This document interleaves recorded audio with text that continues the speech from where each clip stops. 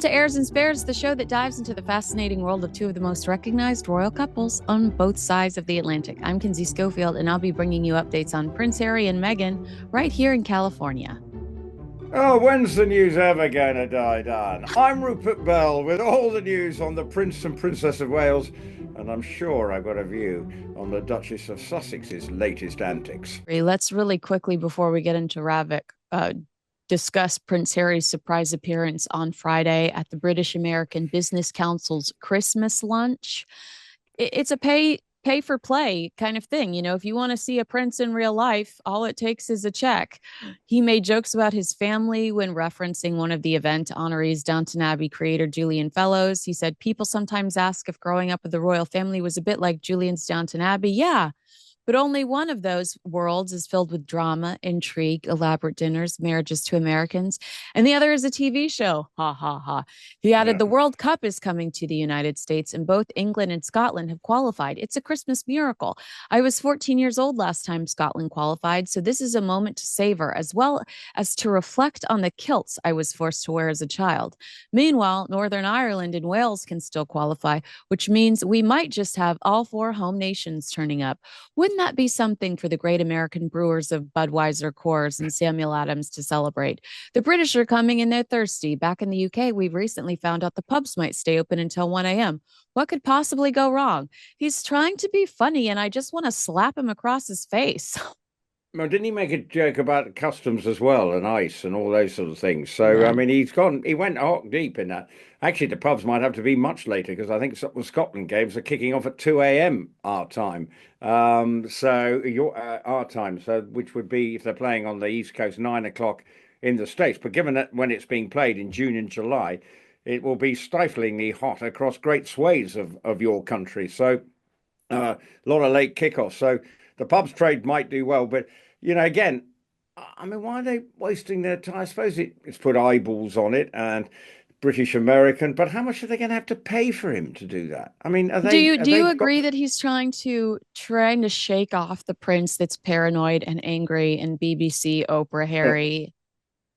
You don't think he's oh, trying to do that? yeah, yeah. He's definitely trying to be a stand-up comedian. Hmm. He's definitely trying to write himself as the happy because there's been accusations that he just looked miserable.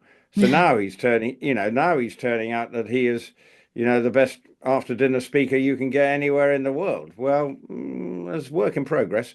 So I would suggest, but if people are prepared to spend this money, you know, who am I?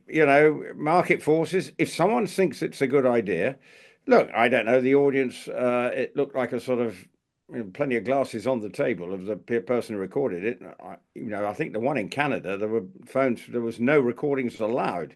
So someone's been a naughty person, presumably by recording that and putting it out, unless there was no agreement. So anything goes. But I have to say, again, it's just demeaning. And when everything else that's going on, um, is it is it right? I thought he doesn't seem to be spending much time at home at the moment.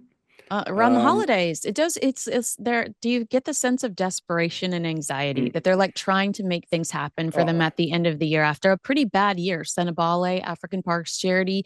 Harry hasn't had the strongest year. no, and no, he hasn't had a strong year. His wife certainly hasn't, because whatever you think, the podcasts were pretty ordinary, and the as ever program, well, lampooned basically, parodied everywhere. It tells you what people think of them. So it's not been a good year, and I think they've got to regroup. And one of the ways they could regroup is to show that they do have an ability to show a bit of humanity and humility. And that means, in Meghan's case, sort out her relationship with her father, and then maybe must say, right, she isn't just a hard-hearted narcissist.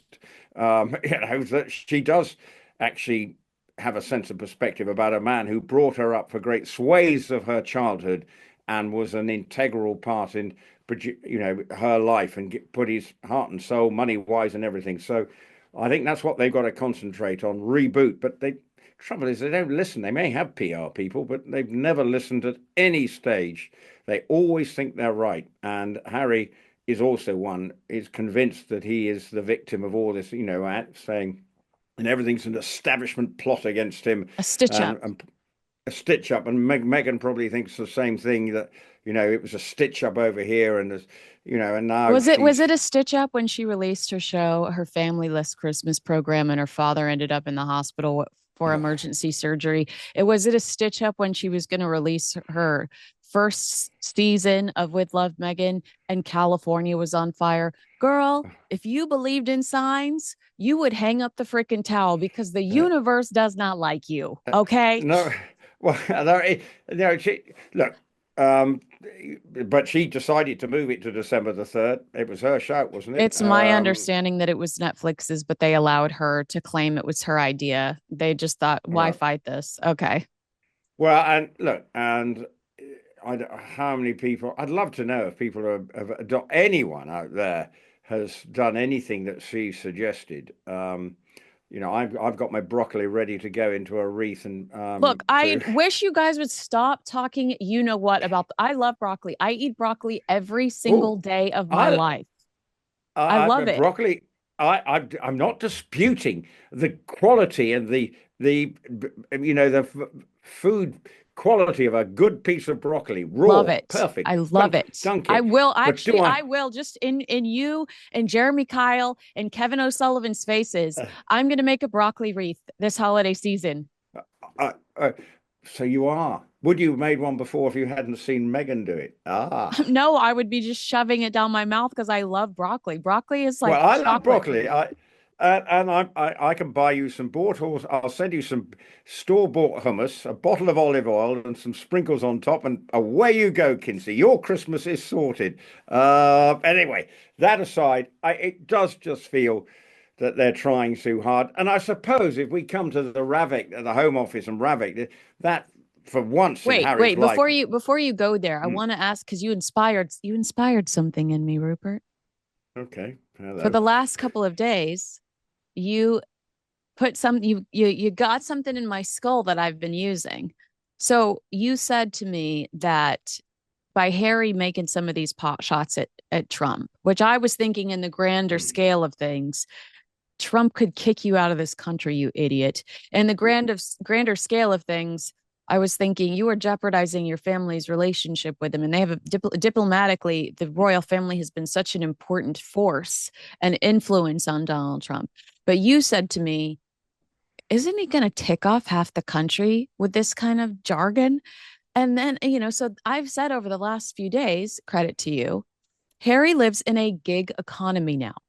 Harry cannot sit back and enjoy a huge paycheck, a salary like a normal person would, or even a member of the royal family, like the allowance that Harry complained about getting cut off at 40 years old on the Oprah Winfrey program. Harry has to go from paycheck to paycheck and he has to work for each one of those paychecks. So whether it's a new TV show or a book or a speech that he has to give.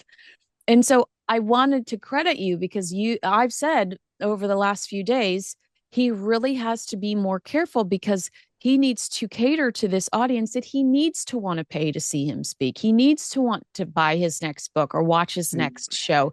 And he's alienating a huge percentage of the American audience by criticizing the person that they voted for. And the one thing the royal family has to do, and we've talked about it in this country, they have to dance a political fine line.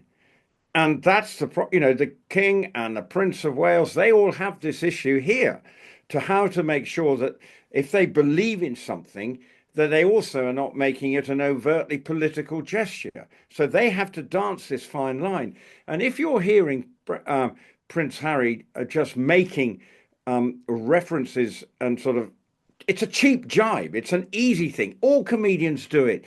It shows some variety. Look, we know you have there's quite a divided political spectrum in the States. You can't, I may not live there, but it's going on. It's And whatever side you're polarizing. on, It's it's polarizing. polarizing. And he doesn't need to be doing that. He's not American. Why does he think he should be making cheap political jokes against the leader of your country? That's not, even if you disagree. You shouldn't be doing that. And But I know he's it's harder for normal Americans that aren't royal watchers to know what the difference is between Harry and I'm not going to say William because William's going to be king one day and he's a stallion. But Harry and I don't know, like Prince Edward. You know, what's the difference? Harry shows up in the UK and wants to look like a royal by going to Well Child and some of these events that he goes to. He wants to present himself as a royal. And so normal Americans are watching this and going, oh, so the royal family feels that way about Donald Trump because Harry tries to present yeah, himself and with the use of his title as a royal. and almost say at this British American thing, that's almost like a sort of quasi official thing, because the British Council and everything is in a sort of part. I don't know the full background to this arrangement and who the organization is, but again, he's representing British and American relationships, and there he is. Look, fine to talk about the World Cup, but we probably don't need jokes about getting into the country. You Mm-hmm. know, that's not the issue. You might want to talk about the sort of cheesiness of the World Cup draw, but I don't know. Village people appearing, it was the wackiest thing I've ever seen. But I don't know whether you saw it, but it dragged on forever. But anyway, the point is, he shouldn't be doing this. You show a bit of intelligence.